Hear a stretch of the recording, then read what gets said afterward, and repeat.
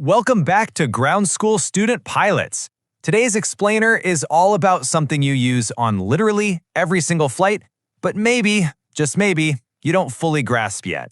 We are talking about wing flaps. And trust me, we are moving way beyond just memorizing a landing checklist today. Picture your last flight for a second.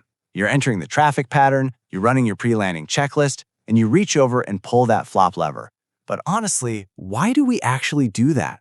Like, what is physically happening out there on the wings? Today, I really want to challenge your habit of just blindly doing what the checklist says. We're going to uncover the actual why behind this maneuver so you can start flying with true purpose. So here's our flight lesson plan for today's explainer. We're going to cover 1. Ground school flaps explained. 2. Changing the wing shape. 3. The lift and drag trade-off. 4. Solving 3 landing problems. And finally, 5. The go-around danger. All right, Section 1, Ground School, Flaps Explained. Let's talk hardware for a second. Flaps are what we call secondary flight control surfaces. They're mounted right there on the trailing edge, the back edge of the wing. And their entire job in life is to extend downward and fundamentally modify the wing's shape. Moving right along to Section 2, Changing the Wing Shape. Okay, the absolute most important word you need to learn today is camber. What is camber? It is simply the curvature of the wing, stretching from the leading edge at the front all the way to the trailing edge at the back.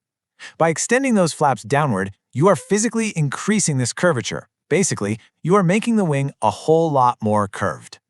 Think about a completely clean wing versus one with the flaps fully extended. In a clean configuration, the camber is lower, right? That gives you less lift but also less drag. But the exact second that flap extends down into the relative wind, the camber is instantly increased. Your wing suddenly produces way more lift, which is awesome, but, and this is a massive trade-off, it also produces way more drag. What it really does is allow the wing to produce more lift at much lower airspeeds. Now, not all flaps are created equal, for sure. Let's quickly break down the 4 main types you're going to encounter in aviation. First, you have plane flaps. These are the simplest. They're just hinged at the back and deflect down. Then there are split flaps. These drop from the bottom surface only, creating a ton of drag. You'll mostly see these on older classic aircraft designs. Next up, slotted flaps. These actually open a gap that lets high-energy air flow through to stay attached to the wing longer, which is absolutely amazing for generating lift at high angles of attack. And finally, Fowler flaps. These are fascinating because they don't just move down, they actually slide rearward. This uniquely increases both the camber and the total wing area, making them incredibly effective for generating both lift and drag. Which brings us to Section 3. The lift and drag trade-off.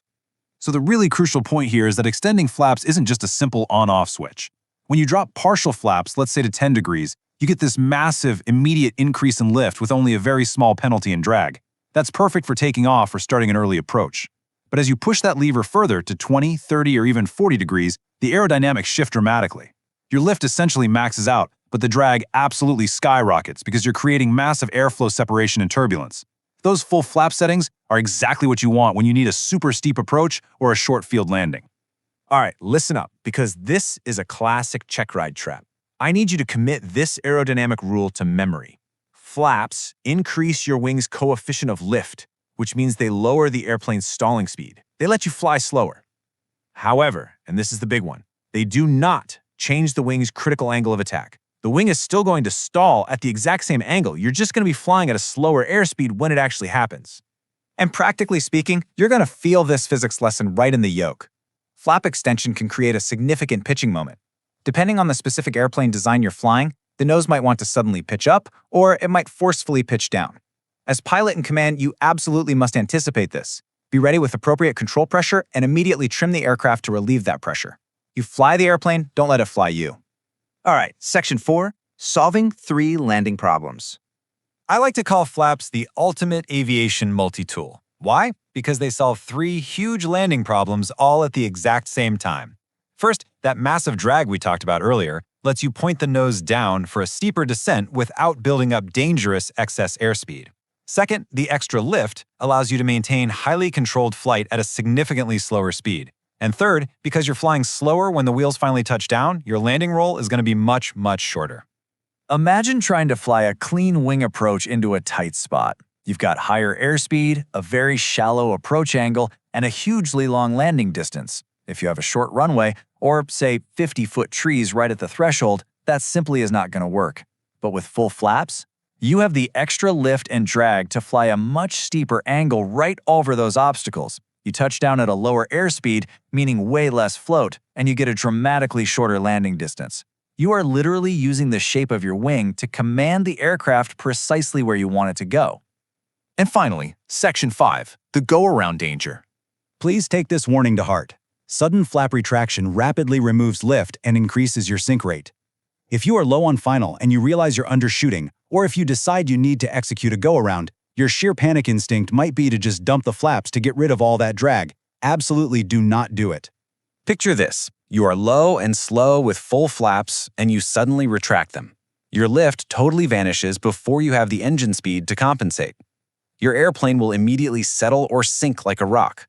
At low altitude, this risks a very hard landing or even total loss of control. If you are low, your solution is always power and pitch, never sudden flap retraction. Here's the correct procedure you need to follow. So let's drill this exact sequence into your muscle memory right now for a safe go-around. Step 1. Power first. Smoothly add full power. Step 2. Establish a positive rate of climb. Ensure your airspeed is safe and actively increasing. Step 3. Only then do you start retracting flaps, and you do it gradually, in stages, as your airspeed continues to build. And finally, Step 4. You are in a clean climb at a perfectly safe airspeed. Memorize the mantra. Power first, establish climb, then retract flaps gradually. As we wrap up today's ground school explainer, here's your absolute golden rule. The aerodynamics we've discussed today, camber, lift, drag, those are universal physical principles. But the pilot's operating handbook, your POH, for your specific aircraft is the absolute authority. The FAA teaches you the physics, sure, but your manual gives you the hard numbers for limitations, speeds, and specific procedures. Always fly the book. So, we've hit the what, the how, and the critical safety pieces. Now I want to leave you with a question to think about. How will mastering this understanding of camber change your next approach? The next time you reach for that flap lever, you aren't just blindly following a checklist anymore. You are a pilot purposely reshaping your wing to command your airspeed, your descent angle, and your landing distance. Thanks so much for joining me for this explanator. Study hard, and I'll see you out on the flight line.